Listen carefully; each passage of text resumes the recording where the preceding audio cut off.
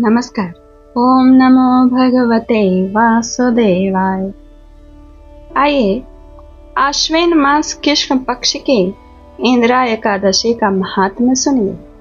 युधिष्ठिर ने पूछा, मधुसूदन कृपा करके मुझे यह बताइए कि अश्विन के कृष्ण पक्ष में कौन सी एकादशी होती है। भगवान श्री कृष्ण बोले, राजन, आश्विन कृष्ण पक्ष में इंदिरा नाम की एकादशी होती है। उसके व्रत के प्रभाव से बड़े बड़े पापों का नाश हो जाता है। नीच योनि में पड़े हुए पितरों को भी यह एकादशी सदगति देने वाली है। राजन, पूर्व काल की बात है। सतयुग में इंद्रसेन नाम से विख्यात राजकुमार थे, जो अब महिष्मतिपुरी के राजा होकर धर्म पूर्वक प्रजा का पालन करते थे। उनका यश सब और फैल चुका था। राजा इंद्रसेन भगवान विष्णु की भक्ति में तत्पर हो गोविंद के मोक्षदायक नामों का जप करते हुए समय व्यतीत करते थे और विधि पूर्वक आध्यात्म तत्व के चिंतन में संलग्न रहते थे। एक दिन राजा राजसभा में सुखपूर्वक बैठे हुए थे। इतने में ही देवर्षि नारद आकाश से उतरकर वहां आ पहुंचे। उन्हें आया देख राजा हाथ जोड़कर खड़े हो गए और विधि पूर्वक पूजन करके उन्हें आसन पर बिठाया। इसके बाद वे इस प्रकार बोले, मुनि श्रेष्ठ, आपकी कृपा से मेरी सर्वथा कुशल है। आज आपके दर्शन से मेरी संपूर्ण यज्ञ क्रियाएं सफल हो गई। देवर्षि, अपने आगमन का कारण बताकर मुझ पर कृपा करिए।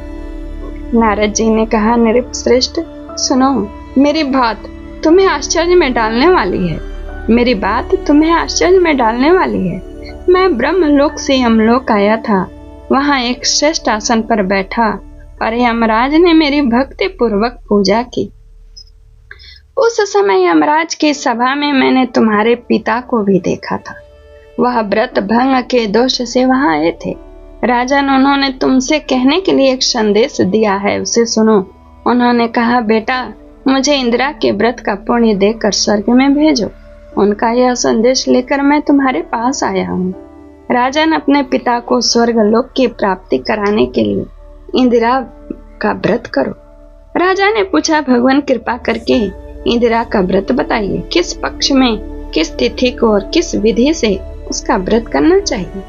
नारद जी ने कहा, राजेंद्र सुनो, मैं तुम्हें इस व्रत की शुभ कारक विधि बतलाता हूँ। अश्विन मास के कृष्ण पक्ष में दशमी उत्तम दिन को श्रद्धायुक्त चित्त से प्रातः काल स्नान करें, फिर मध्याह्न काल में स्नान करके एकाग्रचित हों और एक समय भोजन करें तथा रात्रि में भूमि पर सोएं।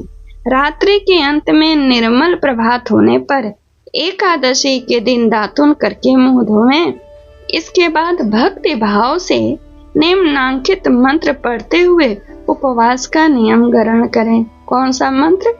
अद स्थित्वा निराहारः सर्वभोग विवर्जितः सोम भोक्षे पुंडरीकाक्ष शरणम में भवाच्युत। कमल नयन, भगवान नारायण, आज मैं सब भोगों से अलग हो निराहार रहकर कल भोजन करूंगा। अच्युत, आप मुझे शरण दें। इस प्रकार नियम करके मध्याह्न काल में पितरों की प्रसन्नता के लिए शालग्राम शिला के सम्मुख विधि पूर्वक श्राद्ध करें तथा दक्षिणा से ब्राह्मणों का सत्कार करके उन्हें भोजन करावें। पितरों के दिए हुए अन्नमय पिंड को सूंघकर विद्वान पुरुष गाय को खिला दें।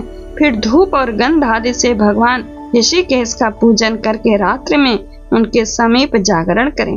तत्पश्चात सवेरा होने पर द्वादशी के दिन पुनः भक्ति पूर्वक श्री हरि की पूजा करें। उसके बाद ब्राह्मणों को भोजन कराकर भाई बंधु नाती और पुत्र आदि के साथ स्वयं मौन होकर भोजन करें। राजन, इस विधि से आलस्य रहित होकर तुम इंदिरा का व्रत करो। इससे तुम्हारे पितर भगवान विष्णु के वैकुंठ धाम में चले जाएंगे। भगवान श्री कृष्ण कहते हैं, राजन, राजा इंद्रसेन से ऐसा कहकर देवर्षि नारद अंतर्धान हो गए। राजा ने उनकी बताई हुई विधि से अंतःपुर की रानियों, पुत्रों और भृत्यों सहित उस उत्तम व्रत का अनुष्ठान किया। कुंती नंदन, व्रत पूर्ण होने पर आकाश से फूलों की वर्षा होने लगी।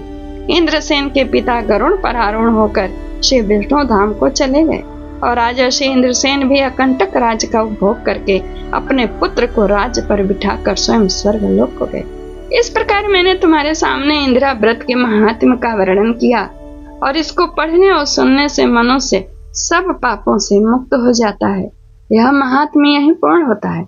हमारे चैनल को सब्सक्राइब करें, इस महात्म्य को लाइक करें, कमेंट्स के द्वारा मुझसे जुड़ें, उचित स्थान पर शेयर करें। धन्यवाद।